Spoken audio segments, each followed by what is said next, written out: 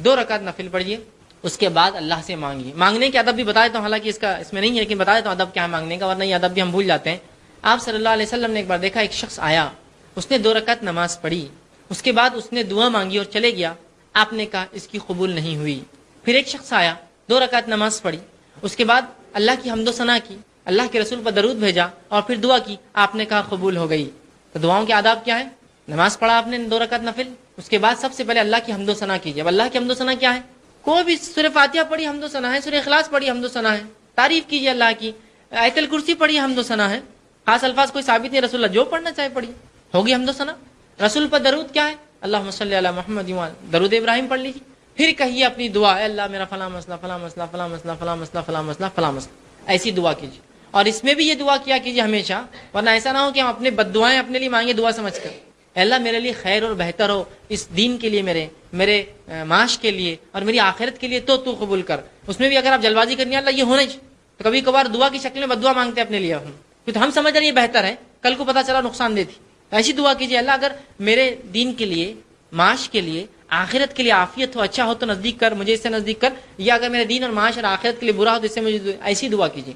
ورنہ کبھی کبھار ہم دعائیں تو مانگتے اللہ کو، لیکن در حقیقت تو بد دعائیں رہتی اپنے لیے، ہم کو تو نہیں معلوم یہ اچھا ہے برا ہے، بس مانگ رہے یہی چھونا، جب دے دیتا ہے تو پھر بولتے ہیں یار میرے ساتھ ایسا کیوں ہوا، تو آپ نے ضد ایسی کی تھی۔ آپ بہتر انداز سے اللہ سے مانگتے، تو اس کے ادب کیا ہے؟ اللہ کی حمد و ثنا، رسول اللہ پہ درود، اور اپنی حاجت کا پھر اللہ کے سامنے رکھنا اور اللہ کو اس معاملے میں سپرد کر دینا، تو بہتر جانتا ہے، میں تو مانگ رہا ہوں، اگر بہتر ہے تو مجھے دے دے یہ چیز، اگر میرے لیے یہ چیز بہتر نہیں تو مجھ سے دور کر دے، ٹھیک۔ اور دعاؤں کو پکے الفاظ میں مانگنا چاہیے، یہ بھی ایک ہم سے غلطیاں ہوتی ہیں۔ رسول اللہ فرماتے دعاؤں کو پکے الفاظ میں مانگو، اے اللہ تو یہ چاہے تو ایسا کر دے، نہیں مانگنا۔ اللہ کو کون، اس کے اوپر کون ہے جو اس کو چاہے گا؟ اللہ کے اوپر کوئی اتھارٹی جو تو چاہیں گا تو اس کی، اے اللہ اگر بہتر ہے تو یہ میرے لیے کر دے، پکے الفاظ، سمجھے؟ رسول اللہ نے فرمایا دعائیں پکے الفاظ میں کیا کرو، کچے الفاظ میں نہیں۔ اے اللہ اگر تو بہتر سمجھے تو کر دے، کیوں؟ اللہ کو معلوم ہے کیا بتا، اگر اللہ بہتر ہو تو کر دے، تو بہتر سمجھے تو کر دے، کیوں؟ بہتر ہو تو کر دے، بہتر نہیں ہے تو مت کر، پکا الفاظ، کچے الفاظ مت ادا کیجیے، ایسے الفاظ مت ادا کیجیے ڈامہ ڈول والے ہو، تو اللہ کے اوپر رسول اللہ فرماتے کوئی حاکم تھوڑی ہے جو طے کرے گا، تو چاہے تو، چاہت کیا ہے؟ اللہ تو سمجھے بہتر تو کر دے، نہیں سمجھے بہتر تو میرے لیے برا ہے تو دور کر دے مجھ سے۔ رسول اللہ دعائیں پکے الفاظ میں مانگا کرو، یہ مت کیا کرو تو چاہے تو فلاں، تو چاہے تو اللہ کے اوپر کوئی تو اتھارٹی ہے جو اس کی چاہت اور نہیں چاہت، پکے الفاظ میں اللہ بہتر ہو تو کر دے، نہیں بہتر ہے تو دور کر دے، بس ختم، ایک دم بہترین الفاظ، پکے الفاظ، کچے الفاظ میں نہ کرے۔ کہ اللہ رب العزت نے دنیا میں جو ہمیں بھیجا، ہمیں پیدا کیا، یہاں بھیجا، اس پیدائش کا اور بھیجے جانے کا مقصد یہ ہے وما خلقت الجن والانس الا لیعبدون، کہ ہم نے جنوں اور انسانوں کو خالص اپنی عبادت کے لیے پیدا کیا ہے۔ تو میں اور آپ جس مقصد کے تحت دنیا میں آئے، مقصد کیا ہے؟ اللہ کی عبادت اور بندگی یاد رکھیں۔ تو میری اور آپ کی پیدائش کا مقصد اللہ کی بندگی ہے، اور یہ عبادت مستقل کرنا ہے، صبح شام دن رات، اٹھتے بیٹھتے اور سوتے جاگتے۔ عبادت کا کوئی خاص معنی اور مفہوم یہ نہیں ہے کہ کچھ چند راتوں کو جاگ لینا، چند دنوں کو منا لینا، چند کھانوں کو بنا لینا، چند لباس کپڑوں کو پہن لینا اور یہ عبادت ہوگی، نہیں۔ اللہ نے ہمارے پیدائش کا مقصد عبادت رکھا ہے، اور عبادت کا معنی یہ کہ صبح سے لے کر شام تک، اٹھنے سے لے کر سونے تک، اور پیدائش سے لے کر موت تک ہر عمل ہمارا شریعت کے مطابق ہو، اس کا معنی ہوتا ہے عبادت۔ یہ تو اللہ نے سورہ زاریات سورہ نمبر 51 آیت 56 میں فرمایا کہ ہم نے جنوں اور انسانوں کو اپنی عبادت کے لیے پیدا کیا۔ میری اور آپ کی پیدائش کا مقصد کیا ہے؟ اللہ کی عبادت۔ تو عبادت کا معنی یہ نہیں کہ چند راتوں کو جاگ لی، چند دنوں کو منا لی۔ عبادت کا معنی ہے ہر کام کتاب و سنت کے مطابق میں اور آپ کو کرنا ہے، یاد رکھیے یہی ہمارا مقصد ہے۔ اور یہ عبادت کب تک کرنا ہے؟ یہ عمل کب تک کرنا ہے؟ تو آئیے اللہ رب العزت کیا فرماتا ہے اس کے تعلق سے سورہ ہجر سورہ نمبر 15 اور اس کی آیت نمبر 98 اور 99 میں اللہ دیکھیے کیا فرماتا ہے کہ عبادت کب تک چلیں گے۔ اللہ نے فرمایا فَسَبِّحْ بِحَمْدِ رَبِّكَ وَكُن مِّنَ السَّاجِدِينَ، کہ اے نبی آپ اللہ کی حمد و ثنا کیجیے، بڑائی بیان کیجیے، تسبیح بیان کیجیے، اور آپ سجدہ کرنے والوں میں سے ہو، آپ سجدہ کریں۔ آگے فرمایا وَاعْبُدْ رَبَّكَ حَتَّى يَأْتِيَكَ الْيَقِينُ، اور آپ اپنے رب کی عبادت کرتے رہیے، ٹھیک ہے، اپنے رب کی عبادت کرتے رہیے، کب تک؟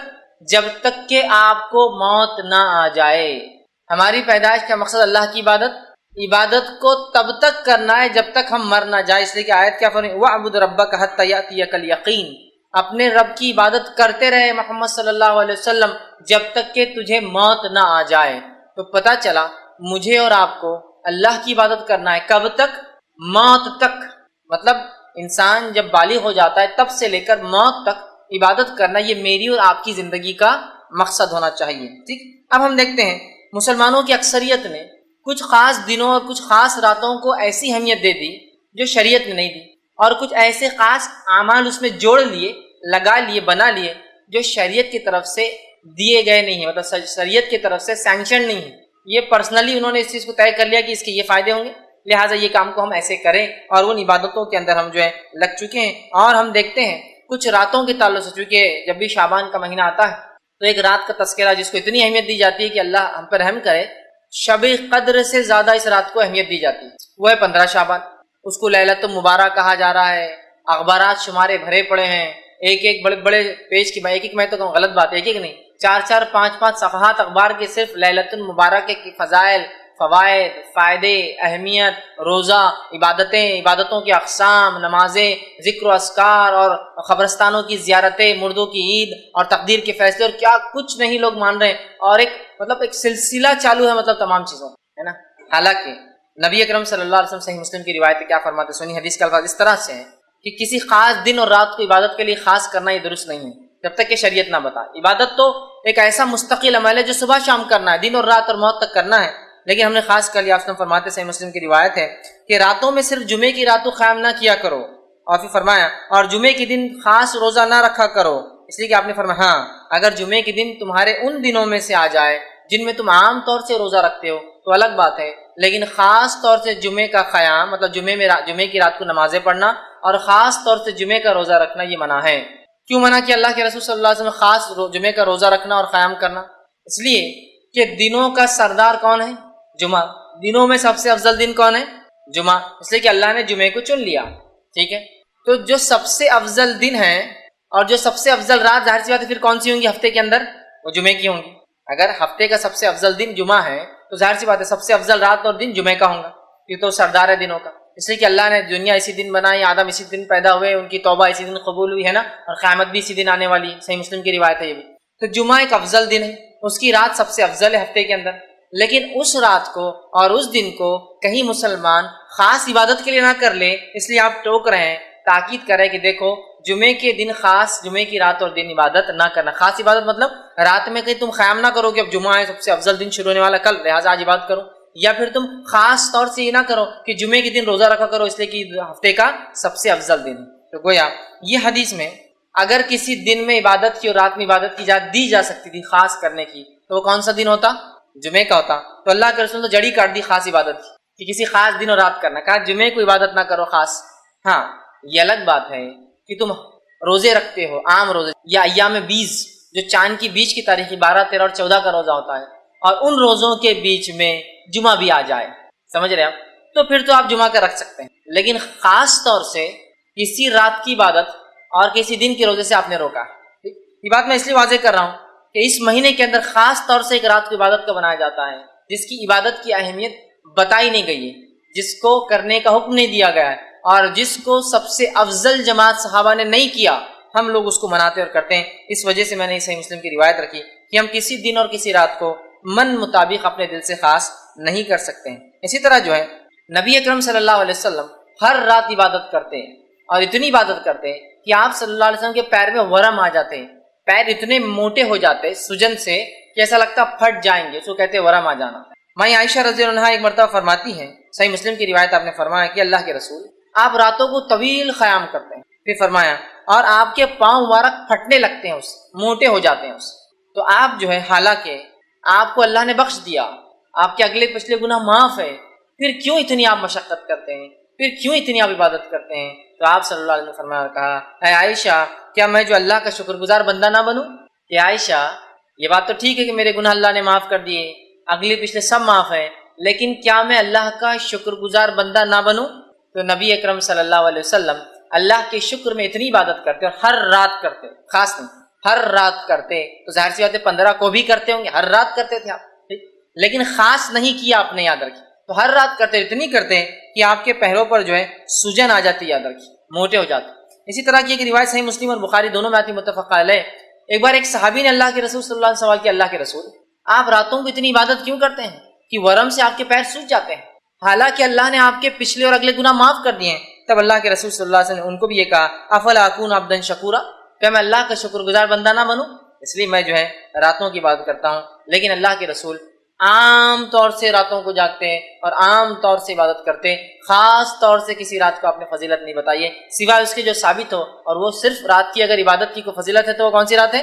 شب قدر کی رات ہے، اس کے علاوہ نہیں۔ اب اسی طرح ہم دیکھتے ہیں آپ صلی اللہ علیہ وسلم ہمیشہ کا معمول عبادت کا تھا، آپ نمازیں قائم کرتے تھے، ٹھیک۔ اسی طرح جو ہے نبی اکرم صلی اللہ علیہ وسلم کے تعلق سے جو ماہ شعبان کی فضیلت آتی ہے، جو فضائل آپ نے شعبان کے بتایا ہے، وہ فضائل کیا ہے میں آپ کے سامنے رکھ دیتا ہوں۔ اب ان فضائل کو سن کر آپ کو پتہ چل جائیں گے کیا اس مہینے میں کرنا ہے، باقی تمام چیزیں آپ سمجھ لیے ہو جائیں گے، ٹھیک۔ آئیے اس کے فضائل میں آپ نے کیا فرمایا اور کیا کہا، اس تعلق سے جو حدیثیں آتی ہیں وہ یاد رکھیے، صرف 2 ہی ایسی روایتیں ہیں جس میں اللہ کے رسول صلی اللہ علیہ وسلم اس کے فضائل بتائے۔ پہلی متفق علیہ روایت، صحیح بخاری اور صحیح مسلم کی روایت ہے، آپ صلی اللہ علیہ وسلم فرماتے ہیں، عائشہ رضی اللہ عنہا فرماتی ہے کہ رسول اکرم صلی اللہ علیہ وسلم اس مہینے اتنے روزے رکھتے کہ اس کو چھوڑتے نہیں۔ مطلب اللہ کے رسول، حدیث کے الفاظ یوں ہیں، رسول اللہ صلی اللہ علیہ وسلم روزے رکھتے تھے یہاں تک کہ ہم کہتے تھے کہ آپ روزے نہیں چھوڑتے، پھر روزے چھوڑ دیتے تھے یہاں تک کہ ہم جو ہے سمجھتے تھے کہ آپ روزے نہیں رکھیں گے۔ اور میں نے رسول اکرم صلی اللہ علیہ وسلم کو کبھی بھی کسی مہینے میں مکمل مہینے کے روزے رکھتے ہوئے نہیں دیکھے سوائے رمضان مبارک کے، اور اللہ کے رسول صلی اللہ علیہ وسلم کو شعبان سے زیادہ کسی مہینے کے روزے رکھتے ہوئے نہیں دیکھا گیا۔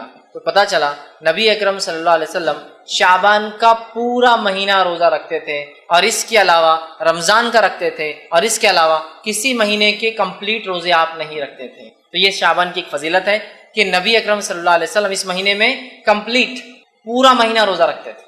تو اگر کوئی شخص شعبان کو منانا چاہے، شعبان کی فضیلت کا فائدہ اٹھانا چاہے، تو اسے یہ کام کرنا چاہیے کہ جتنے ہو سکتے ہیں وہ شعبان میں روزے رکھے۔ لیکن تاکید یہاں یہ کروں گا کہ آپ کو اس چیز کا خیال رکھنا چاہیے کہیں ایسا نہ ہو کہ شعبان کے روزے کے چکر میں آپ رمضان خراب نہ کر دیں۔ مطلب آپ کو اگر کمزوری ہے، کوئی بیماری ہے، تو پھر مت رکھیے آپ شعبان کی، ورنہ کیا ہوگا، آپ شعبان تو رکھ لیں گے، رمضان خراب ہو جائیں گے، اس لیے، ٹھیک۔ لیکن اللہ کے رسول صلی اللہ علیہ وسلم اگر کسی مہینے کے مکمل روزے رکھتے بعد رمضان کے، تو وہ کون سا مہینہ ہوتا ہے؟ شعبان کا مہینہ ہوتا ہے۔ شعبان کے مہینے کے روزے آپ کمپلیٹ رکھتے، یہ کس کی فضیلت۔ اسی طرح آپ صلی اللہ علیہ وسلم کے تعلق سے آتا ہے، ابو داؤد کی روایت ہے، حضرت عائشہ رضی اللہ عنہ فرماتی اور کہتی تھی رسول اکرم صلی اللہ علیہ وسلم کو روزوں کے لیے سب سے محبوب مہینہ شعبان تھا، پھر آپ صلی اللہ علیہ وسلم اس کے بعد رمضان کے روزے رکھتے تھے۔ تو آپ صلی اللہ علیہ وسلم شعبان کا پورا مہینہ روزہ رکھتے تھے، کمپلیٹ منتھ، یاد رکھیں۔ ہم بھی کوشش کر سکتے ہیں جتنا ہو سکے آپ اس میں رکھیں۔ اب شعبان کے یہ روزے اللہ کے رسول صلی اللہ علیہ وسلم جو رکھتے تھے، ٹھیک، اس کے بارے میں جو ہے اور ایک روایت آتی ہے جو جامع ترمذی کی، آپ نے فرمایا کہا، جو ہے راوی کہتے ہیں کہ میں نے نبی اکرم صلی اللہ علیہ وسلم شعبان سے زیادہ کسی مہینے کے روزے رکھتے ہوئے نہیں دیکھا، آپ اس میں روزے رکھتے تھے سوا چند ایام کے، بلکہ آپ پورے مہینے کے ہی روزے رکھتے تھے۔ اور ام سلمہ رضی اللہ عنہ فرماتی ہے، یہ جو ہے روایت کے الفاظ ایسے ہیں، آپ نے فرمایا میں نے نبی اکرم صلی اللہ علیہ وسلم کو مسلسل روزے رکھتے ہوئے نہیں دیکھا سوائے شعبان اور رمضان کی۔ تو ایک فضیلت تو شعبان کی کیا ہے، آپ اور ہم کوشش کریں اس میں جتنے ہو سکتے ہیں زیادہ سے زیادہ روزے رکھیں۔ اب شعبان میں اللہ کے رسول کیوں زیادہ روزے رکھتے تھے، اس کی وجہ کیا ہے؟ وہ وجہ حدیث میں اس طرح سے آتی ہے کہ اسامہ بن زید رضی اللہ عنہ فرماتے ہیں کہ رسول اکرم صلی اللہ علیہ وسلم نے سوال کیا کہ اللہ کے رسول، آپ کو کسی مہینے میں اتنے روزے رکھتے ہوئے نہیں دیکھا گیا جتنے روزے آپ شعبان میں رکھتے، کیوں؟ صحابی نے سوال کیا اللہ کے رسول، آپ کو جتنے روزے شعبان میں رکھتے ہوئے دیکھا گیا اتنے روزے تو آپ کبھی نہیں رکھتے شعبان کے علاوہ، ایسا کیوں؟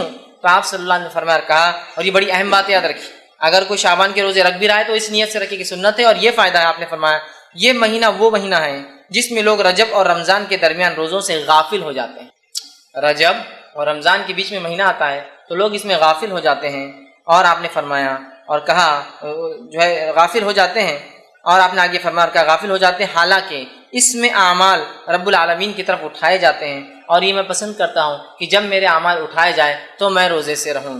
تو اس حدیث میں ایک بات آئی ہے، وہ بات کیا ہے کہ جو ہے شعبان وہ مہینہ ہے جس مہینے میں ہمارے سال بھر کے اعمال اٹھائے جاتے ہیں، جس کو اگر میں وضاحت کروں تو یوں ہے، ہر روز میں ہمارے اعمال 2 بار اللہ کو پہنچائے جاتے ہیں، عصر اور فجر میں۔ اس لیے آپ نے فرمایا عصر اور فجر کی نماز مت چھوڑو، اس لیے کہ 2 وقت ایسے ہیں جب اعمال اللہ کے پاس پیش کیے جاتے ہیں اور میں عبادت میں رہوں۔ ہر ہفتے میں 2 بار ہمارے اعمال پیش کیے جاتے ہیں، وہ ہے جو ہے جمعرات اور پیر کے دن، ٹھیک۔ اسی طرح ہر سال میں ہمارے اعمال 1 بار اللہ کو پیش کیے جاتے ہیں، اور وہ مہینہ ہے جو ہے شعبان۔ شعبان میں اللہ کے پاس جو ہے ہمارے جو اعمال سالانہ پیش کیے جاتے ہیں، پیر اور جمعرات کو ہفتے واری پیش کیے جاتے ہیں، اور ہر روز میں جو عصر اور فجر میں پیش مطلب فرشتوں کی شفٹ چینج ہوتی ہے اور نام اعمال پیش کیے جاتے ہیں۔ تو کیا فائدے اور کیا فضائل ہے اس روزے کے کہ یہ مہینے کے اندر ہمارے اعمال اللہ کو پیش کیے جاتے ہیں۔ کیسے، کیوں، کیا کہ اللہ غافل ہے ہمارے اعمال سے؟ نہیں، اللہ سب جانتا ہے، پھر بھی اللہ نے فرشتوں کو تعینات کر رکھا ہے تاکہ فرشتے بھی گواہ ہو جائیں گے ہم پر کہ ہم نے دنیا میں کیا اعمال کیے، ٹھیک ہے۔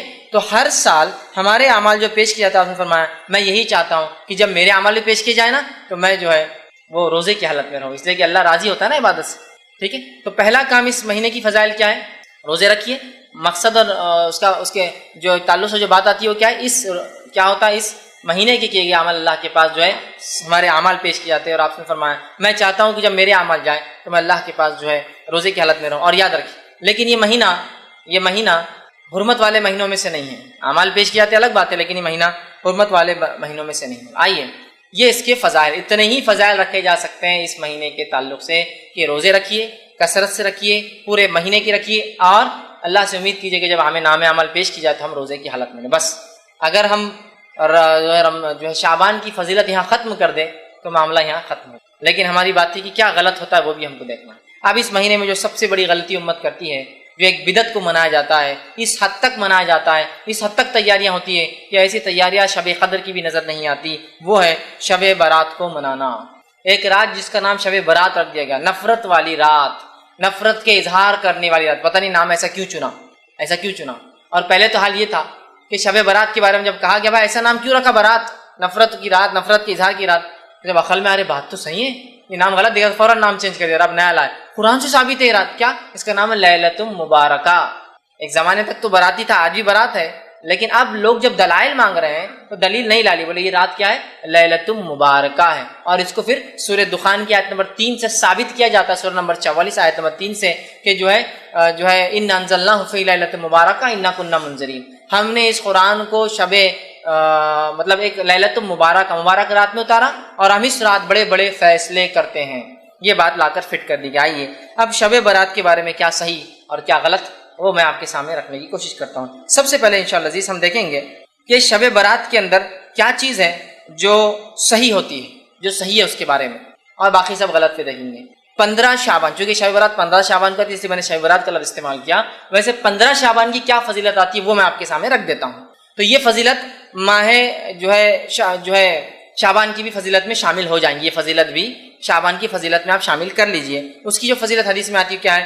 2 روایتیں اس تعلق سے صحیح آتی ہیں، اس رات کے تعلق سے، جس کو ہم عام زبان برات کہتے ہیں، لیکن یہ 15 شعبان ہے، اس کا برات نام یا لیلۃ مبارکہ رسول اکرم صلی اللہ علیہ وسلم سے ثابت نہیں ہے۔ تو 15 شعبان کی کیا فضیلت آتی ہے حدیث میں رکھتا ہوں آپ کے سامنے، صحیح سند سے روایت ثابت ہے، آپ نے فرمایا اور کہا اللہ تعالیٰ شعبان کی 15ویں رات کو اپنی مخلوق کی طرف نظر رحمت سے دیکھتا ہے۔ اللہ 15 شعبان کو اپنی مخلوق کی طرف نظر رحمت سے دیکھتا ہے، رحم کی نظر سے دیکھتا ہے، اور پھر آگے فرمایا اور کہا دیکھتا ہے پھر مشرک اور کینہ پرور انسان کو چھوڑ کر باقی تمام مخلوق کو بخش دیتا ہے۔ تو یہ شعبان کی فضیلت بھی ہے اور 15 شعبان کی فضیلت ہے۔ اللہ تعالیٰ 15 شعبان کو اپنے مخلوق کو نظر رحمت سے دیکھتا ہے اور 2 لوگوں کو چھوڑ کر سب کو بخش دیتا ہے۔ پہلا مشرک، کافر مطلب، دوسرا کینہ پرور، جس کے دل میں دوسروں کے بارے میں بغض ہے، برائی ہے، حسد رکھتا ہے، جلن رکھتا ہے، یہ 2 لوگوں کی معافی نہیں ہوتی، یہ صحیح روایت ہے۔ دوسری حدیث اس طرح سے آتی ہے، اور جو ہے وہ حدیث اس طرح سے ہے کہ علامہ ناصر اللہ البانی نے اس کو جامع صحیح الجامع کے اندر روایت کیا کہ حدیث کے الفاظ اس طرح، بے شک اللہ تعالیٰ شعبان کی 15ویں رات کو اپنے بندوں پر رحمت سے نظر ڈالتا ہے، پھر مومنوں کو معاف کر دیتا ہے، کافروں کو ڈھیل دیتا ہے، اور کینہ پرور لوگوں کو چھوڑ دیتا ہے، یہاں تک کہ اپنے دلوں سے کینے کو نکال دے۔ تو کیا ہوتا ہے 15 شعبان کو؟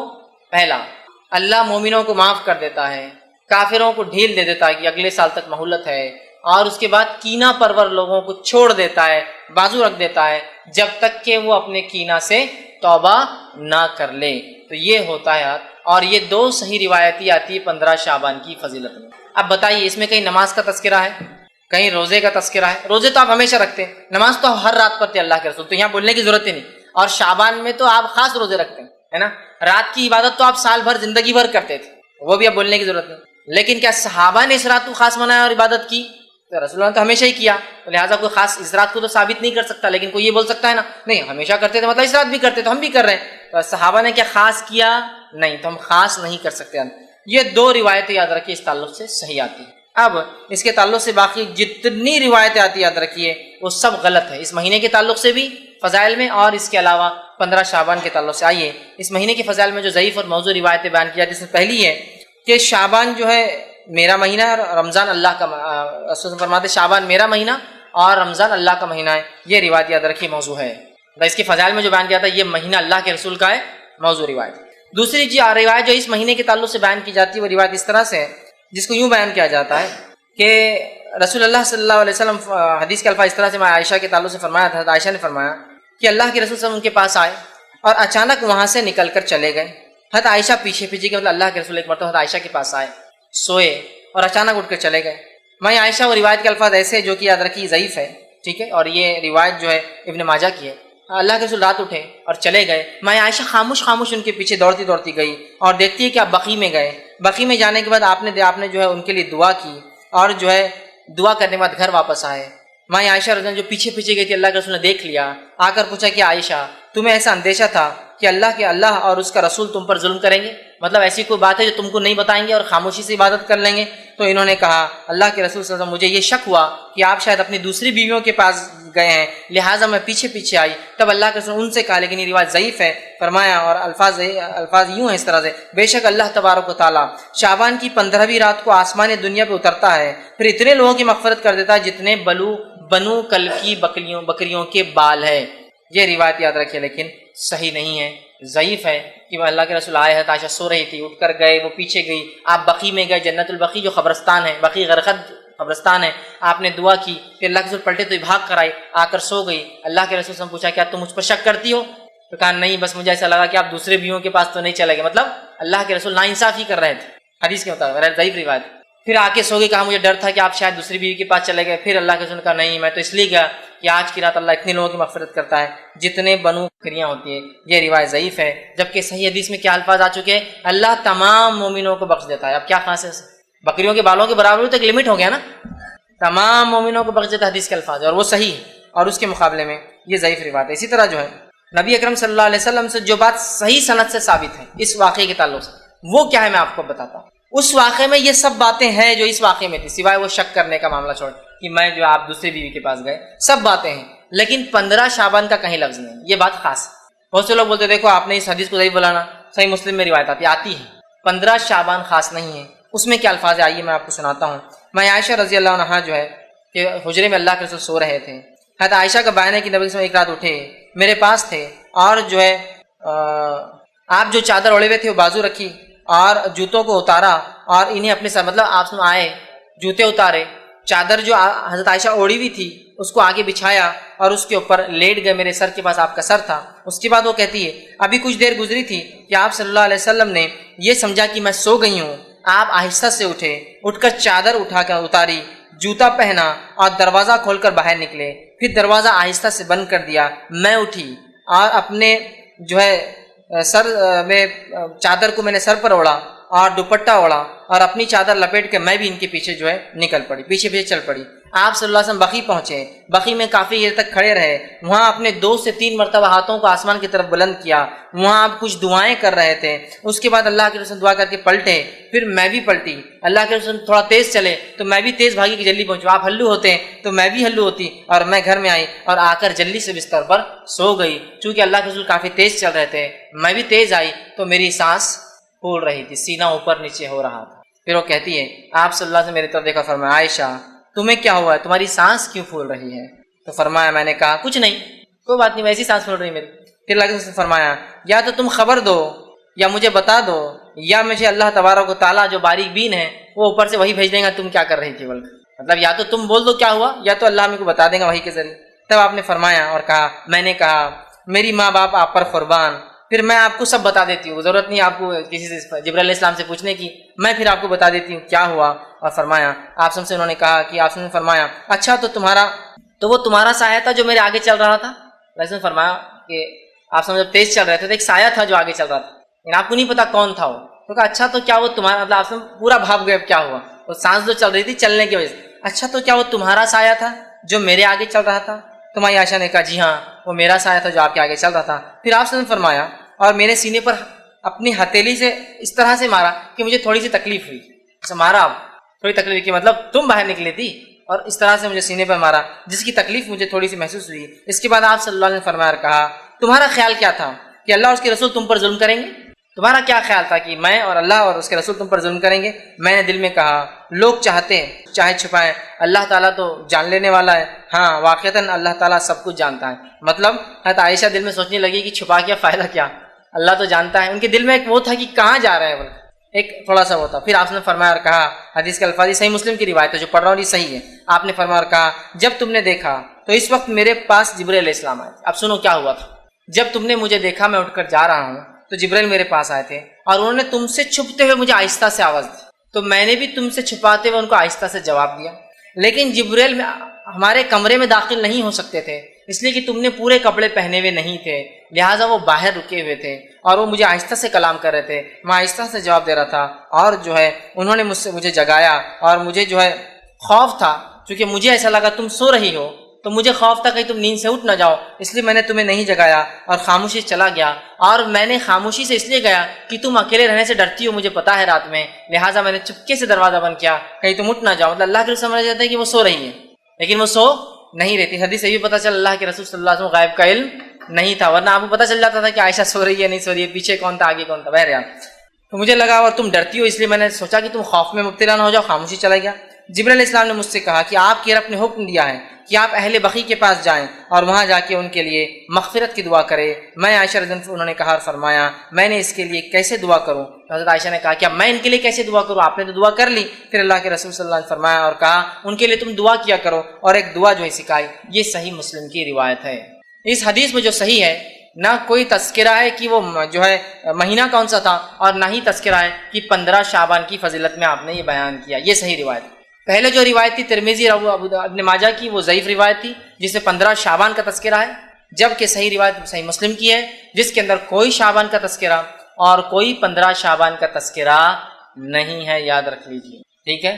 یہ کوئی رات تھی. اس کے تعلق سے شرح میں محدثین لکھتے ہیں یہ رات جس رات اللہ کے رسول بقیع گئے تھے اور یہ واقعہ ہوا یہ آپ کی وفات سے 5 دن پہلے کا واقعہ ہے. یہ جو ہے 7 ربیع الاول کا واقعہ ہے. بہرحال جو بھی رہا ہوگا مقصد یہ تھا کہ بقیع والوں کی فضیلت بتائی جائے، نبی کی دعا کی اہمیت بتائی جائے اور بقیع والوں کی فضیلت کی نبی نے ان کے لیے دعا کی، مغفرت کی دعا کی. اور اس سے ایک بات اور قبرستان جا کر مغفرت کی دعا کی جا سکتی ہے، یہ بھی پتہ چلتا ہے. یہ مسائل اس سے نکلتے ہیں. اس کے علاوہ نہ شعبان کا تذکرہ ہے نہ 15 شعبان کا تذکرہ ہے. اب ہم کیا کرتے ہیں؟ نہیں اللہ کے رسول بقیع گئے تھے، ہر کوئی قبرستان جا رہا ہے. وہ اللہ کے رسول کے لیے خاص عمل تھا ایک رات میں جانے کا. اس سے ہمیں جو عام بات پتہ چلتی ہے ہم قبرستان جا سکتے ہیں دعا کر سکتے ہیں، لیکن اللہ کے رسول خاص تھا وہ رات میں جانا.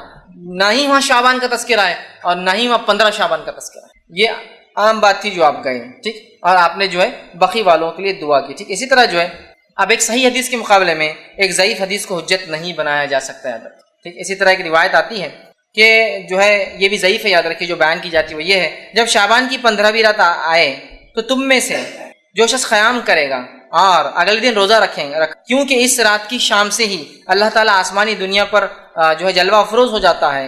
کیا اور آواز لگائی جاتی ہے کیا کوئی ہے مغفرت کا طلب کرنے والا کہ میں معاف کر دوں؟ کیا کوئی ہے جو ہے جو سوال کرنے والا میں اس کے سوال کو پورا کروں؟ یہ فجر تک چلتا ہے. ایک اور روایت بیان کی جاتی ہے اس مہینے کے تعلق سے، یہ روایت بھی یاد رکھیے. یہ جو صحیح روایت نہیں ضعیف ہے وہ کیا ہے کہ اس رات اللہ تعالیٰ آسمانی دنیا پر آتا ہے، ایک آواز لگائی جاتی ہے کوئی مغفرت کے مانگنے والا میں معاف کرنے بیٹھا ہوں، ہے کوئی معافی طلب کرنے والا، ہے کوئی سوال کر میں دینے بیٹھا ہوں. یہ روایت ضعیف ہے.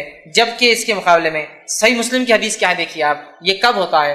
اللہ کے رسول فرماتے اور کہتے ہیں ہمارا رب جو بابرکت اور بلند مرتبے والا ہے ہر رات کا جب آخری تہائی حصہ باقی رہتا ہے تو آسمانی دنیا کی طرف نزول کرتا ہے، پھر کہتا ہے کون ہے جو مجھ سے معافی دعا مانگے گا میں اس کی دعا قبول کروں گا، کون ہے جو مجھ سے سوال کرے گا میں اس کے سوال کا جواب دوں گا، کون ہے جو مجھ سے معافی طلب کرے گا میں اسے معاف کروں گا. اور آپ نے فرمایا یہ ہر رات معاملہ ہوتا ہے، ہر رات. تو 15 شعبان خاص نہیں ہے، وہ ضعیف روایت ہے اور یہ صحیح روایت ہے. سمجھ میں آ گئی بات؟ 15 شعبان خاص نہیں ہے. اللہ ہر رات روز ہر رات کی آخری پہر جس کو ہم کہتے ہیں جو سحر کا آخری وقت تہجد کا وقت آسمانی دنیا پہ آتا ہے، آواز لگاتا ہے اور ہر مانگنے والے کو دیا جاتا ہے جو وہ مانگتا ہے. یہ 15 شعبان اس کے لیے خاص نہیں ہے جس طرح سے ہم لوگوں نے کر دیا ٹھیک.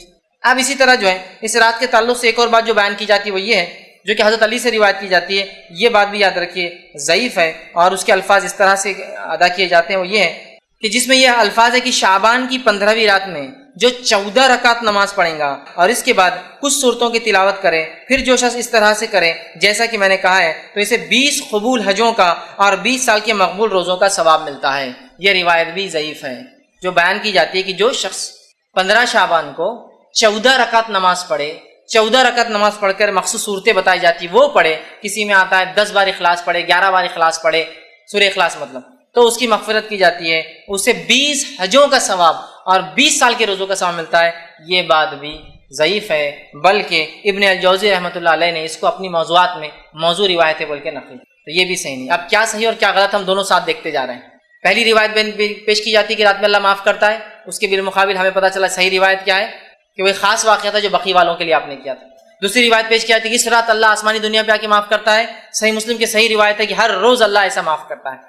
چوتھی بات اس رات کے تعلق سے پیش کی جاتی ہے کہ اس رات میں اگر جو 14 رکعت نماز پڑھے، یہ روایت موضوع ہے۔ پانچویں بات اس رات کے تعلق جو فرمائی جاتی ہے جو غلط ہے وہ یہ ہے کہ صلاۃ الالفیہ، ایک نماز پڑھی جاتی ہے 100 رکعت، الف کہتے ہیں جو ہے صلاۃ الالفیہ جو پڑھی جاتی ہے، جس کے بارے میں آتا ہے کہ حضرت علی کو اللہ کے رسول نے فرمایا اور ارشاد فرمایا کہ جو اس رات میں 100 رکعت نماز پڑھے، ٹھیک، 100 رکعت نماز پڑھے اور 100 رکعت کی ہر ایک رکعت کے اندر سورہ فاتحہ کے بعد 10 مرتبہ سورہ اخلاص پڑھے تو وہ جو اللہ سے مانگے گا وہ عطا کیا جائے گا، حتیٰ کہ لوح محفوظ پر بھی اگر اس کے بارے میں لکھ دیا گیا یہ بدبخت اور جہنمی ہوگا اور وہ سوال کرے تو وہ مٹا کر لکھ دیا جائے گا یہ جنتی ہے اور اس کے سے بدبختی ہٹا دی جائیں گی۔ یہ روایت موضوع ہے، یہ روایت موضوع ہے، اس لیے کہ ذرا آپ تصور کیجئے رات چالو ہوتی ہے مغرب سے، مغرب کے بعد پھر عشاء بھی تو پڑھنا ہے نا آپ کو، پھر بھی اگر فجر سمجھ لیجئے صبح 5-6 بجے ہو رہی، زیادہ سے زیادہ بڑا دن رہا تو شام کے 6 سے صبح 6،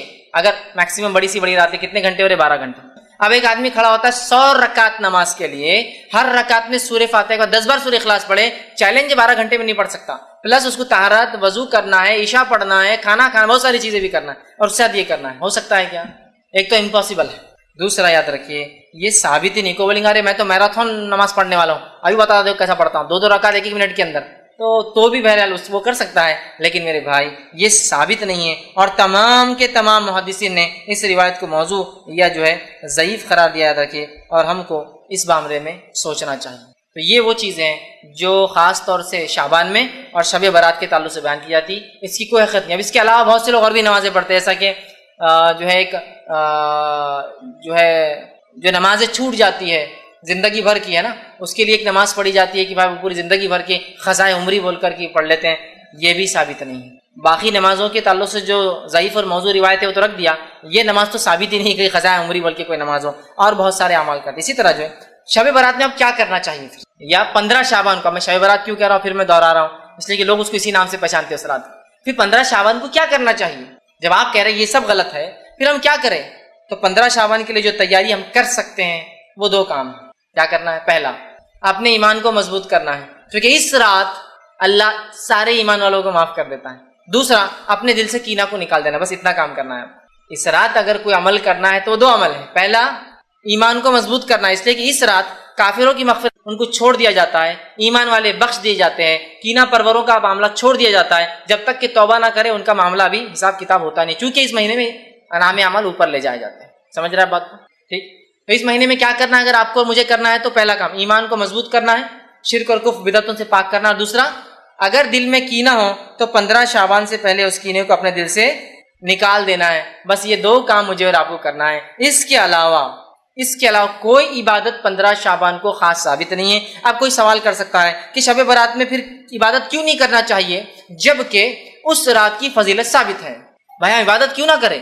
فضیلت تو ثابت ہے نا۔ ہاں، جب فضیلت ثابت ہے تو پھر عبادت بھی کریں گے، جیسا ہمارا معاملہ ہوتا ہے ہر بار کہ بس کسی چیز کی فضیلت معلوم ہوئی کہ بس شروع اس کے پیچھے کچھ نہ کچھ کرنا ہے نا۔ مکہ چلے گئے، فضیلت معلوم، کھود کر لا رہے ہیں، توڑ کر لا رہے ہیں، چپکا کے لا رہے ہیں، گھس کر لا رہے ہیں۔ مدینہ میں ثابت ہوئی کوئی فضیلت، لوٹ رہے ہیں، ہے نا، کیا کیا کر رہے ہیں، چپکا رہے ہیں، کھا رہے ہیں، پی رہے ہیں، فضیلت معلوم ہوئی کہ ہم لوگوں کو بس لگتا ہے فضیلت مطلب اس کو کچھ تو بھی کھانا ہے، لوٹنا ہے، بابرکت ہے، وہ کرتے ہیں۔ تو بہت سے لوگ سوال کرتے ہیں فضیلت ہے تو کیوں نہیں اس کو منایا جائے؟ بہت اچھا سوال ہے، جبکہ اللہ کے رسول تو یہ رات میں بھی عبادت کرتے تھے نا، ہمیشہ کرتے، تو یہ رات میں بھی کرتے ہوں گے۔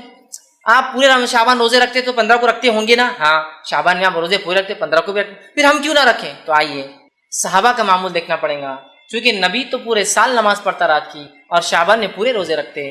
صحابہ کیا کرتے؟ کسی ایک صحابی سے بھی 15 کو جاگنا اور 15 کا روزہ خاص ثابت نہیں ہے، کسی ایک صحابی سے بھی 15 کی عبادت، 15 کا روزہ، 15 کو جاگنا، 15 کے فضائل میں کچھ عمل کرنا ثابت نہیں ہے۔ لہٰذا ہم محتاج ہے، چونکہ نبی تو ہمیشہ عبادت کرتے، کسی ایک صحابی سے بھی اس رات کا جاگنا، اس رات کا منانا، اس رات میں کسی بھی قسم کی عبادت کرنا نبی اکرم صلی اللہ علیہ وسلم سے ثابت نہیں، یاد رکھے۔ تو لہٰذا ہم بھی یہ کام نہ کریں، یاد رکھیں، ٹھیک۔ اب جو ہے دوسری چیز جو بیان کی جاتی ہے اس رات کے تعلق سے وہ یہ ہے کہ شعبان کی 15ویں رات کی جو ہے فیصلوں کی رات ہے، اور یہ رات قرآن سے بھی ثابت ہے۔ اب جو نیا شوشہ نکلا ہے، جب پتہ چلا یہ بدعت ہے تو ایک نیا شوشہ چھوڑے کہ یہ لیلۃ المبارکہ ہے۔ میرا یہ سوال ہے، تم اتنے صدیوں سے اس کو لیلۃ المبارکہ کیوں نہیں سمجھ رہے تھے؟ آج ہی تم کو خواب آیا لیلۃ المبارکہ ہے بول کر؟ آپ دلیل کیا پیش کی جا رہی ہے سنیے۔ سورہ دخان سورہ نمبر 44 آیت نمبر 3 اور 4 پیش کی جاتی ہے، اِنَّا أَنزَلْنَاهُ فِي لَيْلَةٍ مُبَارَكَةٍ إِنَّا كُنَّا مُنذِرِينَ۔ دیکھو قرآن سے ثابت ہے شب برات۔ کیا دلیل؟ ہم نے اس قرآن کو نازل کیا اِنَّا أَنزَلْنَاهُ فِي لَيْلَةٍ مُبَارَكَةٍ، ایک مبارک رات میں، اِنَّا كُنَّا مُنذِرِينَ، اور اس رات ہم بڑے بڑے فیصلے کا منذرین فرما اتارا ہے، اور بے شک فیہا یفرق کل امر حکیم، اور اس رات ہم سارے بڑے فیصلے کرتے ہیں۔ اب یہ آیت لا کر پیش کی جاتی ہے۔ اب میں کیا کہوں؟ اس کا جواب تو خود قرآن نے دے دیا۔ یہ رات، جس رات کو مبارک رات کہا گیا ہے، یہ رات کب آتی ہے؟ اگر میں کسی ایک چھوٹے سے قرآن کے طالب علم سے سوال کروں نا، وہ دے دیں گا۔ ہمارا مسئلہ یہ ہے، ہم کسی ایک عمل کو پہلے ایجاد کر لیتے ہیں، ایجاد کرنے کے بعد قرآن حدیث کی دلیلیں اس میں فٹ کرتے ہیں۔ شریعت کا اصول یہ ہے کہ کوئی عمل پہلے فضیلت ثابت ہو پھر کیا جائے۔ ہم عمل کر رہے ہیں، شب برات منا رہے ہیں، اب برات منانے کے خلاف جب کتاب و سنت کے ماننے والے کہہ رہے ہیں یہ غلط ہے، تو دلیلوں کو لا کے فٹ کر رہے ہیں، اس کے اندر فٹ کر رہے ہیں۔ اِنَّا أَنزَلْنَاهُ فِي لَيْلَةٍ مُبَارَكَةٍ۔ قرآن کی آیت آنے کے بعد تو بس مومن بندہ تو بس سر جھکائے لیتا اپنا، دیکھو کتنی اچھی بات ہے، یہ لوگ بولتے بدعت ہے، غلط ہے، دیکھو عالم صاحب نے ثابت کر دیے۔ یہ رات منانا تو کس سے ثابت ہے؟ قرآن سے ثابت ہے۔ دیکھو قرآن کی آیت ہے اِنَّا أَنزَلْنَاهُ فِي، اور بڑا بڑا نیوز پیپرز میں آتا ہے اِنَّا أَنزَلْنَاهُ فِي لَيْلَةٍ مُبَارَكَةٍ إِنَّا كُنَّا مُنذِرِينَ، پڑھ رہے لوگ کہ آج رات کی کیا فضیلت ہے۔ میں اگر ایک چھوٹے سے طالب علم سے سوال کروں، یہ مبارک رات جس میں قرآن نازل ہوا، اس رات کا نام کیا ہے؟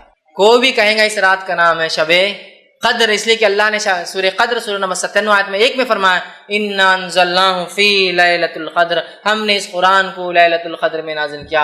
لیلۃ القدر کیسی ہوتی ہے؟ لیلۃ القدر بابرکت ہوتی ہے۔ اِنَّا أَنزَلْنَاهُ فِي لَيْلَةٍ مُبَارَكَةٍ، اور یہ لیلۃ القدر کب آتی ہے؟ سورہ بقرہ سورہ نمبر 2 آیت میں 185، شہر رمضان الذی انزل فیہ القرآن ھدی للناس بینات من الھدی والفرقان۔ رمضان وہ مہینہ تھا جس میں قرآن کا نزول ہوا انسانیت کی ہدایت کے لیے، تو رمضان وہ مہینہ تھا جس میں قدر آتی ہے، اور وہ رات کیسی ہے؟ با برکت رات ہے۔ اب جو کہے نہیں یہ شعبان کی 15 رات کو کہا گیا اِنَّا أَنزَلْنَاهُ فِي لَيْلَةٍ مُبَارَكَةٍ، میرا سوال ہے تو کیا قرآن اللہ کے رسول پہ 2 بار اترا؟ کہ پہلے 15 شعبان کو جو کہ آپ بھول کر یاد نہیں رکھے، پھر آپ کو رمضان میں قدر میں اترا جو کہ آپ کو یاد رہا؟ کیونکہ جو سیرت کا واقعہ ملتا ہے وہ یہی ہے کہ اللہ کے رسول صلی اللہ علیہ وسلم رمضان میں تھے، قدر کی رات تھی، جبریل علیہ کا اقرا پڑھ، اس کا مطلب 15 شعبان کا اللہ کے رسول نعوذ باللہ چھپا دیا ہم سے۔ 15 کا تو بولے ہی نہیں آپ نے، سیدھا بولے کہ مجھے رمضان میں قدر کی رات جبریل آئے، اور جبریل نے آ کر جو ہے مجھ سے کہا اقرا، اور آپ نے کہا ما انا بقاری، مجھے تو پڑھنا لکھنا نہیں آتا ہے۔ پھر آواز نے کہا اقرا، اور مجھے دبا دیا، میں نے پھر کہا ما انا بقاری، میں تو پڑھا لکھا نہیں ہوں۔ پھر اس نے کہا اقرا، تو میں سمجھ گیا وہ آواز مجھے چاہ رہی کہ دہراؤ، تو میں نے کہا اقرا بسم ربک الذی خلق، پڑھ اپنے رب کے نام سے اس نے پیدا کی۔ تو اگر کوئی یہ کہتا ہے کہ یہ فیصلوں کی رات ہے، یہ مبارک رات ہے، اس کے بارے میں قرآن کی دلیل ہے، تو یہ بہت بے بنیاد دلیل ہے۔ ایک چھوٹا سا طالب علم بھی سمجھ جائیں گا جو قرآن حدیث کو جانتا ہے، یقیناً یہ وہ رات نہیں۔ فیصلوں کی رات کون سی ہے؟ شب قدر، اس کا نام ہی دیکھیے قدر ہے، تقدیر، اسی سے قدر کا مطلب پیمانہ، اندازہ، لیکن اللہ کا پیمانہ 100% سچ ہوتا اور صحیح ہوتا ہے، ٹھیک ہے؟ تو قدر کہا جا رہا ہے، تو فیصلے کب ہوتے ہیں؟ شب قدر میں۔ مبارک رات کون سی ہے؟ شب قدر، نام قدر ہے، اور مہینہ کون سا ہے؟ رمضان ہے۔ تو لہٰذا جو لوگ اس آیت کو لا کر شب برات پہ یا 15 شعبان پہ فٹ کرتے ہیں، وہ درخت قرآن کے ساتھ جو ہے کھلواڑ کر رہے ہیں، اس کا مذاق اڑا رہا ہے۔ یہ پھر 2 بار اترا، ایک بار مبارک تھا، دوسری بار قدر تھی، کیسی عجیب بات ہے، یہ سمجھنے کی ہمیں سخت ضرورت ہے۔ اس کے بعد جو ہے جو بات بیان کی جاتی ہے اس رات کے تعلق سے وہ یہ ہے کہ اس میں جو اللہ فیصلے لیتا ہے تقدیر کے، اس کی تفصیلات میں نے دے دی، تقدیر کے فیصلے، اور مبارک رات وہ یہ نہیں ہے جو بیان کی جا رہی ہے، بلکہ وہ شب قدر ہے۔ دوسری ایک اور بات بیان کی جاتی ہے کہ مردوں کی عید ہوتی ہے شب برات، 15 شعبان کو کیا ہوتا ہے؟ مردوں کی عید ہوتی ہے.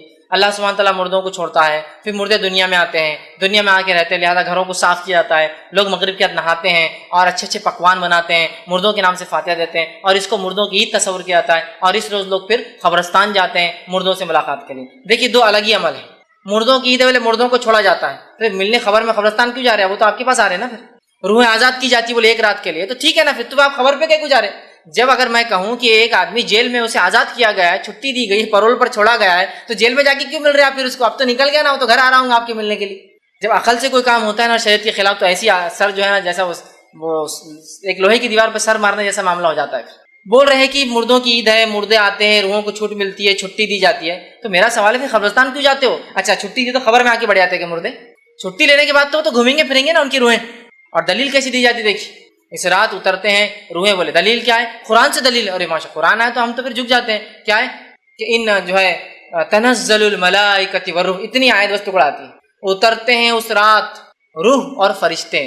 میرے بھائی یہاں روح سے مراد مردوں کی اور بڑے بڈھوں کی روحیں نہیں ہیں، یہاں روح سے مراد جبرائیل علیہ السلام ہے. اس لیے کہ جبرائیل علیہ السلام کا ایک نام ہے روح، اور وہ نام ان کا اللہ رب العزت نے سورہ شعراء سورہ نمبر 26 کی آیت نمبر 196 سے آگے پڑھی استعمال کیا ہے، اور فرمایا نزل بہ روح الامین. اس قرآن کو لے کر آیا ایک امانت دار فرشتہ، اور جبرائیل علیہ السلام کا نام جبرائیل ہے، جبریل ہے، روح الامین ہے، اور روح بھی آپ کا نام ہے. تو اترتے ہیں اس رات جبرائیل امین اور ان کے ساتھ فرشتے، یہ معنی ہے اس کا.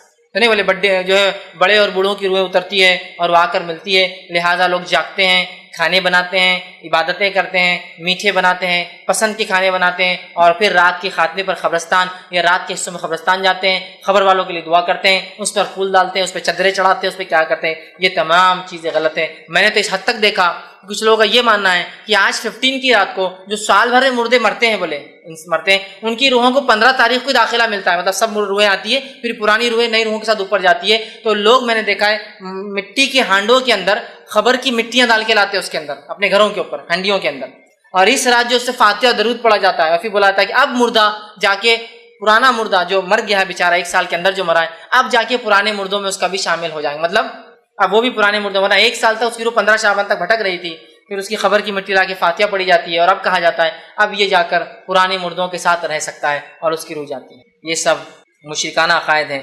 ان سب کا اسلام سے میرے بھائیوں کچھ لینا دینا نہیں ہے. اور یہ رات کو جو ہے نہ اللہ فیصلے لیتا ہے، اس رات میں نہ مردوں کی عید نہ مردوں کی روحیں آتی ہے، نہ اس رات کے اندر کوئی فضیلت ثابت ہے سوائے اس مہینے میں روزوں کی فضیلت. اور 15 شعبان کو اللہ مومنوں کو معاف کر دیتا ہے، کافروں کو انتظار کرتا ہے، ڈھیل دیتا ہے، کینہ پرور لوگوں کو چھوڑ دیتا ہے حساب کو، تاکہ وہ کینہ کو دل سے نکال لے. تو اگر اس مہینے میں کچھ کرنا ہے شعبان کو آپ کو اور مجھے، کثرت سے روزے رکھنا ہے، کثرت سے روزے رکھنا ہے. دوسرا کام یہ کرنا ہے کہ 15 شعبان سے پہلے اپنے ایمان کو درست کرنا ہے اگر کرنا ہے تو. اور تیسرا کینہ اگر ہو دل میں نکال دے، چونکہ ان دو لوگوں کی مغفرت نہیں ہوتی. باقی تمام روایتیں جو رات کے تعلق سے 15 کی رات کے تعلق سے مغفرت کے تعلق سے بنو کلب کی بکریوں کے برابر اللہ نازل ہوتا ہے اس رات میں پہلے آسمان پہ، یہ تمام باتیں بے بنیاد ہے. چونکہ اس کے برعکس صحیح مسلم کی روایت بتاتی ہے کہ اللہ کے رسول نے بقیع میں دعا کی، اس کے برعکس صحیح مسلم کی روایت بتاتی ہے اللہ روز ہر شام جو ہر رات جو ہے آسمان دنیا پہ نزول کرتا ہے اور آواز لگائی جاتی مغفرت کی. تو لہٰذا 15 شعبان خاص نہیں ہے، اس میں کوئی روزہ نہیں ہے. ایک اور روایت بیان کی جاتی ہے جو شخص 15 شعبان کی رات جگہ کرے، جاگے، قیام کرے، صبح روزہ رکھے، اس کے 120 سال کے گناہ معاف ہوتے ہیں. یہ بھی موضوع اور من گھڑت روایت ہے، اس کی کوئی سند، اس کی کوئی حقیقت، اس کی کوئی دلیل یاد رکھے کتاب و سنت سے نہیں ملتی. ہمارا دین، ہمارا طریقہ یہ ہے کہ ہم اللہ کتاب کے رسول کی سنت کو مانتے ہیں. اب لوگ پوچھتے ہیں نہیں کر لیے تو کیا ہوا، کر لیے تو کیا ہوا. صحابہ کی جماعت کو ذرا اندازہ لگائی، غور کیجیے. صحابہ کسی نیکی کو نہیں چھوڑتے تھے. کیا چھوڑتے تھے؟ صحابہ کسی نیکی کو نہیں چھوڑتے تھے. میں آپ سے سوال کرتا ہوں، اللہ کے رسول صلی اللہ علیہ وسلم 23 سال دنیا میں رہے، 23 سال میں یہ بار 22 بار تو کم از کم آئیں گی، آپ نے اس رات کو منایا کیا؟ صحابہ میں سے خلفاء راشدین 30 سال حیات رہے، اس کے بعد آپ کی حکومت رہی، کسی نے حکم دیا کہ کل شعبان ہے، 15 ہے، جاگنا ہے، صبح روزہ رکھنا ہے؟ اس کے بعد کیونکہ آپ کی حدیث ہے کہ آج 100 سال کے بعد آج سے ہم میں سے کوئی زندہ نہیں رہے گا سال تک. مطلب 110 ہجری میں آخری صحابی کا انتقال ہوا، ٹھیک ہے. تو 110 ہجری تک کسی نے یہ رات منائی ہے کیا؟ یہ تقریباً کم بیش رات 5ویں صدی میں 475 ہجری کے بعد منانا شروع ہوئی. صحابہ کا ایک بھی اثر موجود نہیں ہے جس کے اندر پتہ چلے کہ صحابہ اس رات میں کسی قسم کی عبادت کرتے تھے. قرآن سے تو دلیل چھوڑی دیجیے، اگر آپ قرآن کی دلیل بولیں گے تو مذاق ہو جائیں گے، ہنسی آئیں گی. حدیث میں کوئی دلیل نہیں سوائے اس کی کہ موضوع روایتیں آپ لا رہے ہیں، اس کے برعکس میں نے پوری صحیح روایتیں رکھ دی. اور اس کے برعکس کسی ایک صحابی سے، کسی ایک تابعین سے اس رات میں خصوصی عبادت، خصوصی روزے، خصوصی اعمال کا تذکرہ نہیں ملتا، تو میرے بھائیوں میں آپ سے گزارش کروں گا جو کام اللہ کی کتاب اس کے رسول کی سنت ثابت نہیں ہے، اللہ کے لیے اس کام کو ہم کبھی نہ کریں۔ فائدہ مند نہیں ہو سکتا سوائے نقصان کے، اس لیے کہ دین کیا ہے نبی اکرم صلی اللہ علیہ وسلم بتا چکے۔ آپ نے وارننگ دے دی اور کہا کہ جو ہے دین کے اندر نئے کاموں سے بچتے رہنا، دین میں محدثات سے، نئے کاموں سے بچتے رہنا، اس لیے کہ اکل محدثۃ بدعہ، ہر نیا کام دین بدعت ہے، اکل بدعۃ ضلالہ، اور ہر نیا کام گمراہی، بدعت گمراہی کی طرف لے جاتی ہے، وکل ضلالۃ فی النار، اور ہر گمراہی جہنم کی طرف انسان کو لے جاتی ہے۔ تو ہمیں چاہیے کہ ہم اپنے آپ کو کتاب و سنت کا متبع رکھیں، جس کام کو اللہ کے رسول صلی اللہ علیہ وسلم اور صحابہ نے نہیں کیا کبھی کوشش نہ کرے کہ وہ کام کرے، اس لیے کہ وہ سوائے ضلالت، سوائے گمراہی کے، سوائے دلدل اور سوائے کیچڑ میں لے جانے کے، سوائے آخرت میں جہنم کی آگ میں لے جانے کے علاوہ کچھ نہیں کر سکتی۔ تو لہٰذا اس مہینے کی فضائل میں صرف روزے رکھنا اور 15 شعبان کی فضائل میں اس رات اللہ لوگوں کی مغفرت کرتا ہے اور کینہ پرور لوگوں کو انتظار کرتا ہے کہ وہ توبہ کر لے، بس یہی اس کی فضائل ہے۔ اس کے علاوہ اس مہینے کی اور بھی اگر کوئی فضیلت لوگ بتائے، ہو سکتا ہے دنیا کے کچھ علاقوں میں مختلف اور بھی رسومات لوگ کرتے ہوں گے، وہ جو بھی کرتے ہیں یاد رکھیں ان میں سے کچھ بھی کتاب اور سنت سے ثابت نہیں ہے۔ جو ثابت ہے وہ 3 باتیں ہیں، روزہ رکھیے، رکھنا ہے تو جتنے زیادہ ہو سکتے ہیں، دوسرا 15 شعبان سے پہلے اپنے ایمان کو درست کر لیں، تیسرا کینہ دل میں ہو کسی کا نکال دیں، تو بس کافی ہے۔ اور یہی اس مہینے کی فضیلت ہے، اس میں روزے رکھنا ہے، اس میں شعبان کی 15 ایک رات ہے جس میں اللہ کے رسول صلی اللہ علیہ وسلم نے فضیلت بتائی، اللہ ہر کسی کو معاف کرتا سوائے جو ایمان والا نہ ہو اور جس کے دل میں کینہ ہو۔ تو لہٰذا یہی اعمال کرنے کے، باقی تمام چیزیں اس میں خرافات ہے۔ اور اگر ہم نبی اکرم صلی اللہ علیہ وسلم سچی محبت کا دعویٰ کرتے ہیں، ہم حقیقت میں یہ کہتے ہیں کہ ہم صحابہ کے متبع، صحابہ کے طریقے پہ چلتے ہیں، ہمیں چاہیے کہ جو کام انہوں نے کیا صرف وہ کرے، جس سے روکا اس سے رک جائے، اور ہرگز یہ نہ کریں کر لیے تو کیا ہوا، یہ سوال شیطان کی طرف سے، کر لیے تو کیا، اور پھر اس کے جب شیطان بہکاتا ہے اور ایسی گمراہیوں کی دلدل میں لے جاتا ہے کہ جہاں سے واپس لوٹنا ناممکن ہو جاتا ہے۔